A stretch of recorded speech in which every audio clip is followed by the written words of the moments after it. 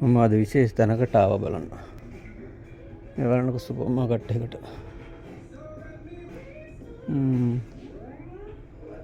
බඩු භාණ්ඩ ගොඩාක් තියෙනවා.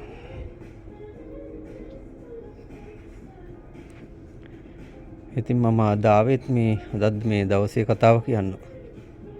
ඉතින් මේවා බල අද විශේෂත්ව දෙයක් හින්දා ඒවා බල කතාව කියමු. එතකොට මොකද හැමදාම බැලුවානේ මල් බැලුවා, කඳු බැලුවා, කැලෑවල් බැලුවා. ඒ වගේ එක දේවල් බැලුවානේ. දැන් අද වෙනස් වූ දෙයක් බලමු.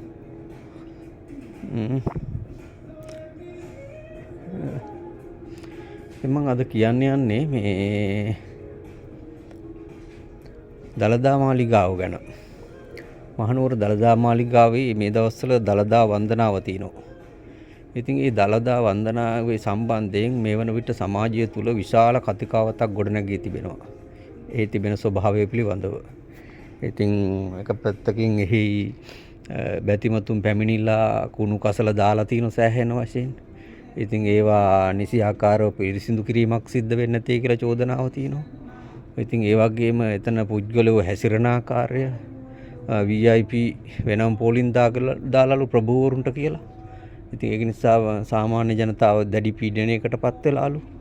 මෙන්න මේ වගේ ගොඩාක් කතන්දර මේ දළදා වන්දනාව තුළ මේ වන විට ඉස්මතු වී තිබෙනවා. ඉතින් ඒ පිළිබඳව කතාවට වඩා වෙනත් දෙයක් සම්බන්ධයෙන් තමයි දැන් කතා කරන්න හදන්නේ. ඒ තමයි මේ අපි දැක්කා ඊයේ පෙරේදා වීඩියෝ එකක් සමාජ මාධ්‍ය තුල. ඒ තමයි මේ දළදා වන්දනාව තුල මේ බැතිමතුන්ගේ පොලිමක් අසල පොලිස් නිලධාරියෙක් සහ හමුදා නිලධාරියෙක් අතර ඉතාමත් අශෝභනසේ ආකාරයේ සිදුවීමක් සිද්ධ වුණා. ඉතින් අන්නේ සිදුවීම තමයි මම මූලික වශයෙන් මෙහිදී මතු කරන්න යන්නේ.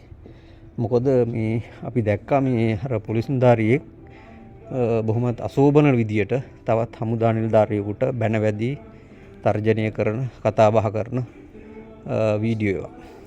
ඉතින් මං හිතන හැටියට ඒවා අපේ සමාජයේ නොවිය යුතු දේවල්.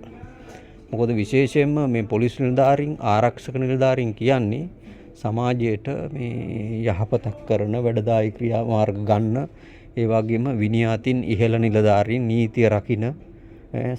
ඉතින් එහෙම කොට්ටාසයක් ලෙස තමයි පිළිගැනීමට ලක්වන්නේ. නමුත් දැන් ඔය කියන සිදුවීමේදී මේ පොලිස් නිලධාරියාගේ හැසිරීම ඉතාමත් අවලස්සනකාරී තත්ත්වයක් තිබුණා. මොකද අපි කියන්නේ මොනම හේතුවක් මතවත් ඒ හමුදා නිලධාරියා හොඳයි කියනෝ නෙමෙයි. ඔහුව අපි පිරිසිදු කරන්න යන්නේ නැහැ. ඔහු අතින් යම්කිසි වැරද්දක් සිද්ධ වෙන්න ඇති. ඒක වෙනම කරුණක්. හැබැයි යම්කිසි වැරද්දක් සිද්ධ වුණත් එහිදී පොලිස් නිලධාරියෙක් වශයෙන් ඔහු අනුගමනය කළ යුතු ක්‍රියාමාර්ගයක් තියෙනවා. සංවරශීලීව කතා කර යුතු ක්‍රියාවලියක් තියෙනවා. එහෙම නැතුව බල්ලා බූරුවා හරි එහෙම නැත්නම් වෙනත් අසභ්‍ය වචනයක් කතා කිරීම හෝ එහෙමත් නැත්නම්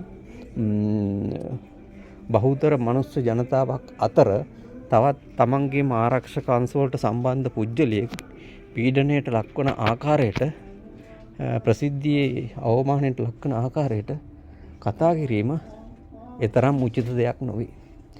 ඉතින් ඒකෙන් අර හමුදා නිලධාරියා වැරද්දක් කරත් අපිට පෙන්눔 කෙරුණිය සහ අපිට කතා බහට ලක්විය යුත්තේ ඊටත් වඩා ඒ පොලිස් නිලධාරියා කරපු දේ. මොකද ඔහුට තුණා මීට වඩා සංවරශීලී ලෙස ඒ හමුදා නිලධාරියා වැරද්දක් කළා තිබුණත් ඔහුව පැත්තකට කතා කරලා ඔය දේ කරන්න එපා, කරුණාකරලා මෙතනින් යන්න කියන එක ඒ සංඥාව එහෙම නැත්නම් ඒ නියෝගය උපදේශය දෙන්න තිබුණා. හැබැයි එහෙම දෙයක් නෙමෙයි එතන සිද්ධ වුණේ.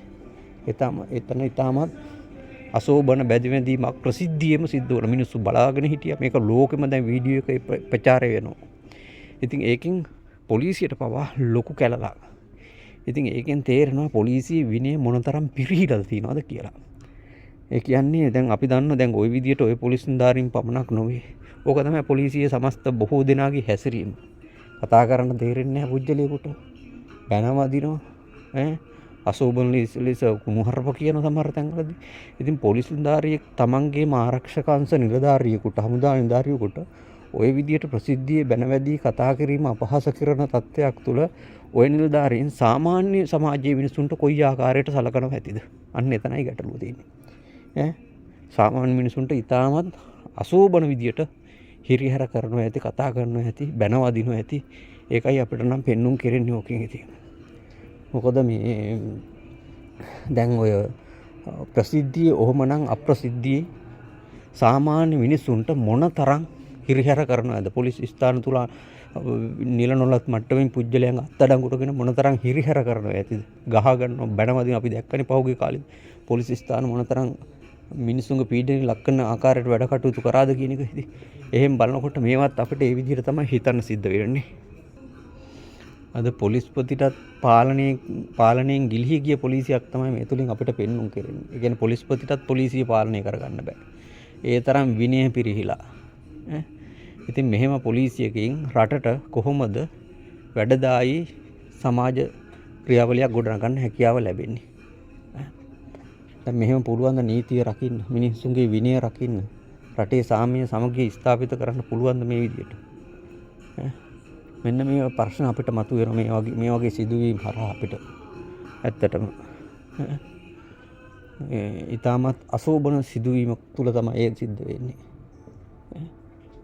දැන් මේවා මේ අපි දැක්ක තවත් අර පොලිස් නිලධාරියෙක් එතර තදබදේ හිර වෙලා ඉන්න අම්මලා පිරිසකට එහෙම නැත්නම් බන්ධන බැතිමතුන් පිරිසකට මේ ධම්ම එහෙම නම් මේ බුදුබණ එහෙම නැත්නම් බණපදයක් කියලා යම් කිසි දෙයක් කරනවා. දැන් ඒක මම හිතන්නේ වැරද්දක් කියලා. හැබැයි ඒ දේ කර පොලිස් නිලධාරියව විනය හේතු මත මාරු කළා යවුවා පොලිස්පතිවරයා. එහෙම කරනවා නම් මේ පොලිස් නිලධාරීන්ට කොහොම කරන්න උනද මේ බැනවැදුණු පොලිස් නිලධාරීන්ට? දැන් ඒ පොලිස් නිලධාරියා බැනවැදුන්නේ නැහැ නේ. ඒ පොලිස් නිලධාරියා කරේ තමන්ගේ බණපදයක් කියලා මේ දේවල් කරා එතන. ඉතින් ඒ පොලිස් නිලධාරියාව ටක් ගාලා මාරු කළා දැම්මා. හැබැයි මේ නිලධාරීන් එතකොට ඉතින් ඒකයි තියෙන්නේ මේ රටේ නීතිය අපි හිතුවා යහපත් දිශාවකට හැරෙයි කියලා මේ අලුත් ආණ්ඩුවට පස්සේ මේ පොලිස් නිලධාරීන් හැදිලානේ මේ හරියට මේ ආවේ කියලා. නමුත් මේ එහෙම දෙයක් සිද්ධ වෙලා නැහැ වෙන්නේ. තිබුණු තත්ත්වයට වඩා පොලිසිය ප්‍රපාතයට ඇද වැදිලා.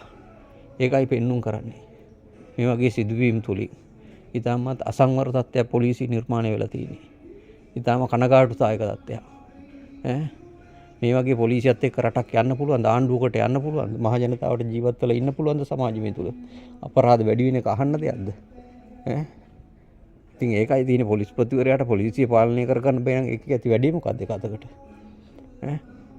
ඉතින් ඒ නිසා මේක ආණ්ඩුවටත් ලොකු කැලලක් මේගොල්ලන්ගේ මේ හැසිරීම් රටාව.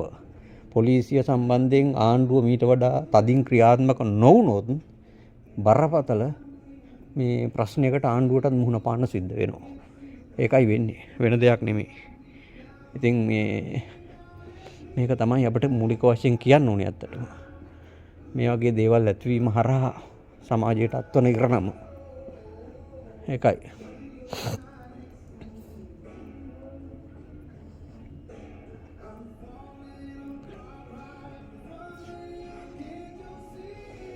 මේ ගැන ඔබගේ අදහසුත් ඉතින් අපිට යොමු කරන්න. ඒක වැදගත්. එතකොට